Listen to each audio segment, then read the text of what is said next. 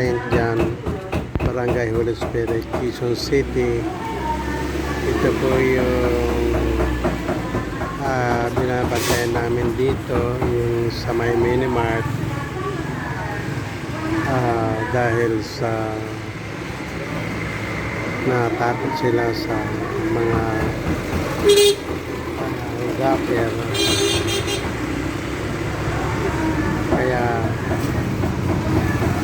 ang ginawa nila yung kumpanya, nagano sila ng posting sila ng barangay dito para may layo po sa mga hold up. Maraming salamat sa inyo. Sana kung sino na makapanood ng vlog ko nito,